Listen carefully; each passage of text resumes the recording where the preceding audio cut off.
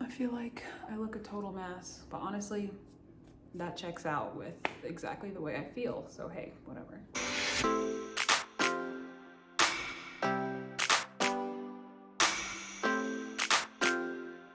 Hi friends, welcome back to another video. I have just completed a milestone in my graduate career, and that is I am done with year one. Woo!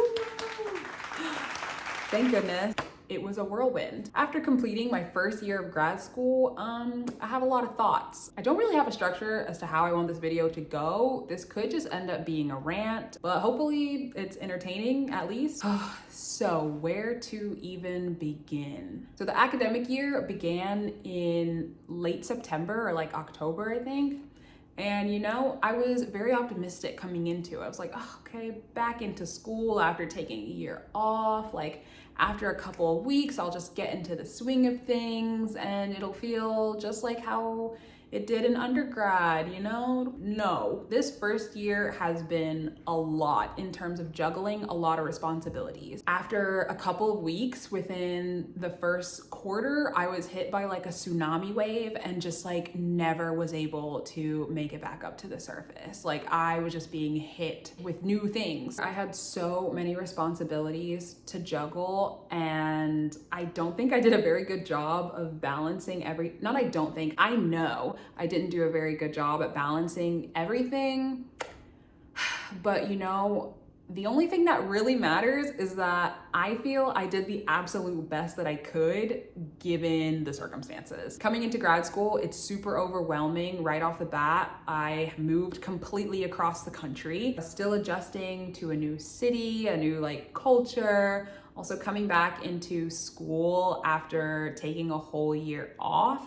It was very difficult to kind of like find my groove again and like getting used to what it's like to be back in classes. All in all, what I'm saying is that it was very hard to juggle being a teaching assistant, being a researcher, as well as being a student. And it's kind of impossible to be successful at all three. I'm sure there are people who've done it, like kudos to you, but it was very hard for me to balance all three. I've heard from senior grads that it's just hard in general. So like juggling all of those all together can be very difficult, but you know, at some point, like something might have to give. For example, if I wanted to do more research, then I would kind of have to put off TAing or put off like doing all of my classwork like on time just so I could get a little bit of research done. You have to like find time to squeeze in things that you really want to do.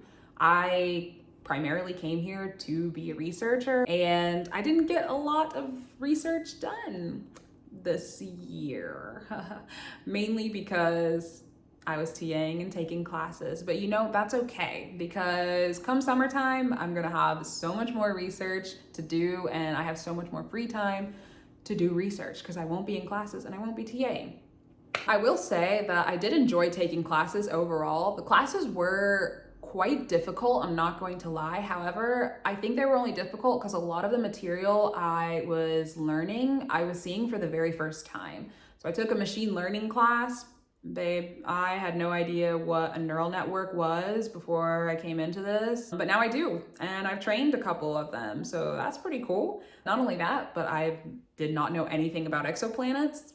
Hey, now I'm familiar with what an exoplanet is and like different ways that you can detect them. I could probably give a whole planetarium show on exoplanets. I mean, granted, it wouldn't be in detail, but like, I could give a planetarium show on exoplanets. That's how comfortable I feel. The professors that were teaching the classes were literally the best of the best in what they do. My exoplanets professor devised one of the techniques to discovering exoplanets, and we got to learn it straight from him, which is amazing to me. One of the pioneers in the field, and so cool to see him like every day and work with him. So overall, I think classes went great. TAing, I'm not even gonna lie, I'm gonna look straight in this camera and say I absolutely hated TAing. Like I did not enjoy teaching. I will say it was nice to connect with undergrads for sure. They always ask very interesting questions and they were just cool people. But yeah, TAing I did not enjoy. I'm not a fan of teaching. I'm just gonna leave it at that straight up. Like I said, with all of those responsibilities, it can be very, very hard to find a balance. I don't think I ever found a good balance.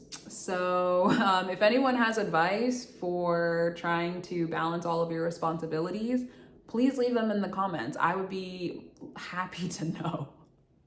I would say that one of my favorite parts of being in grad school is getting involved with like community outreach or public outreach. I have absolutely loved volunteering for the planetarium every week if I can. It absolutely makes my week to meet with, random people who are so interested in what I do and like what I study. Not only that, but on Fridays when I give planetarium shows in the morning, they're typically to elementary school students, and their faces are so cute. They make my day. They ask the best questions. Like the way their brains think is so incredible. They're so pure and they are always just happy to listen to anything that I have to talk about, even if it's like not astronomy related. Not only that, they look at me as if I'm like the coolest person in the world. And I don't think that I am remotely cool or deserve any credit for being cool, but it makes my day. I love seeing them. And sometimes like they want to give hugs and I'm like, I'm a hugger, y'all. I love giving hugs. It's so cute. Not only that, but sometimes they tell you like, oh, I want to be like you when I grow up. And I'm like, oh. So precious. But I have absolutely loved volunteering. I have loved meeting with public and getting to inspire people, get people involved in astronomy. It's been an absolute blast. That is easily the best part of my graduate experience thus far, and I cannot wait to do it all over again in the next quarter. I'm really looking forward to it. I love the opportunity to go to a conference. You get to develop a lot of professional skills and you get to network with other potential collaborators or other scientists within the field. It's a good way to learn from others. You can also present your work and get ideas from outside of your own institution, which is great because, everybody thinks differently, right? So other people could have a totally different approach to your project. You can get advice. Not only that, you can learn from other people, apply some of their techniques to your own research. So I'm super thankful for getting the opportunity to go abroad. That was another highlight of my trip, even though it was super scary, but it's like, because I was traveling by myself and I was going by myself, but you just got to do it. Put yourself out there and you reap some benefits. When I first moved to Seattle, I was super nervous of what it was going to be like making friends and like building a community. However, I think that I have connected with a lot of the other grad students here and found like a really good and supportive group. And I'm very, very, very thankful for that. Without a good support system, there's really no way to thrive in grad school. Like you have to be grounded and you have to have a really good group of people supporting you so that way you can continue on in your progress. As I've mentioned probably a lot of times before, grad school is hard and the only way to really get through it is with a good support system. One thing that I value is all of the friends that I have made while being here in Seattle. They've totally made my first year. I would not have been able to make it through without them. All of the grad students here are absolutely amazing. So smart and so kind. But I will say one thing, this is not anything negative about them. It's me, okay?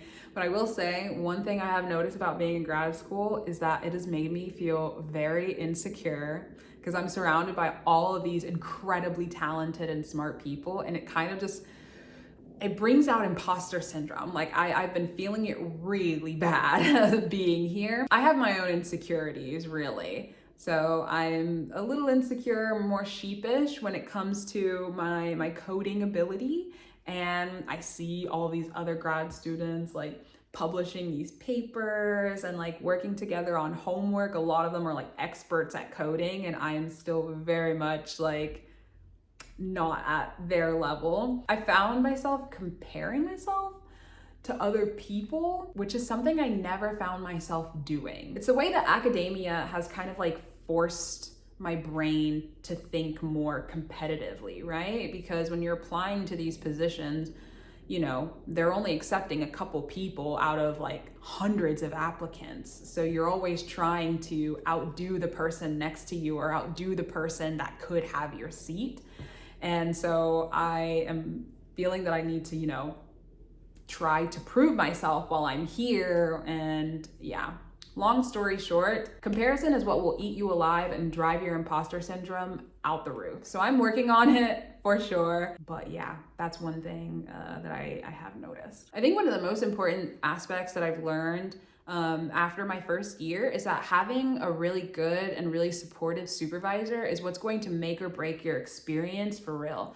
I honestly think I can make a whole nother video out of this. You want to find a good supervisor that is going to communicate with you, make sure that they are going to push you and also support you. When you're doing research, your supervisor is who you are going to be checking in with. You know, they're kind of the ones leading the project in a sense. They're going to help you feel more confident in your skills and your abilities. You know, they're going to let you know about different conferences. They're going to meet one-on-one with you and be like, hey, like, have you thought about implementing this into your code or this into your research? You know, they're going to mentor you and help you develop new skills to use in the future, whether that be communication skills or just how to think like a researcher. You know, you kind of like learn from them. So I think the more present of a supervisor that you have, probably the better that your graduate experience is going to be. Not only that, you're going to want a supervisor who's going to give you grace. For example, I had a few health problems early on, and I wasn't able to meet deadlines or and I had a lot of doctor's appointments, but I'm so thankful that like my supervisors were super supportive, you know, and they gave me the time off that I needed, and they didn't like push me or rush me in my recovery process. I'm so thankful for that. So that is one big piece of advice that I would give to anybody watching this video, is definitely choose a supervisor who is going to be there for you in the end. They're going to show up to all of your meetings. You know, they're going to keep you on top of all of your tasks. They're going to help put you out there in terms of like networking, sending you to conferences, and they're going to work one-on-one with you to develop a lot of professional skills that you're going to need to succeed in your career. If your supervisor isn't doing that, I would say to get a new supervisor, babe. And if you're noticing that your supervisor isn't doing those little things like right at the beginning, it's better just to cut it off right at the beginning and find a new supervisor or find a different project. You want someone who is going to fully support you and ride behind you. If you didn't take anything away from this video, or if nothing else stood out in this video, I hope that is what stands out to you. And I think lastly, I realized that you gotta take care of yourself in the end. Don't try to push yourself just because, you know, you don't want to be, how I think of it, left behind while others are progressing. No, you don't want to drive yourself to madness or to a state of unwell being. It's not worth it. If you're not doing well mentally, emotionally, or physically, then you can't really perform well at all. So definitely take care of yourself. Your first year is very hard. You're adjusting to a new city, new people, new culture. Definitely give yourself some grace. You're doing wonderful. I don't know why I'm turning this into like advice for you. This is supposed to be how my year went. That's kind of how my year went. Overall, I'd say it was pretty good. There are definitely things I wish could have went differently, in the sense I wish I could have done more research, but you know, I still have like 5 more years left out here. So that's plenty of time, and I won't be TAing next year. So there's plenty of time to get research done. I hope you guys enjoyed this video, which kind of turned into a bit of a rant. Now that it's the summertime, I will definitely be filming a bit more. I will have some like summertime vlogs, what it's like to be a researcher in the summer, free of classes. So stay tuned to see all of that. And I look forward to seeing you guys in the next video. Bye.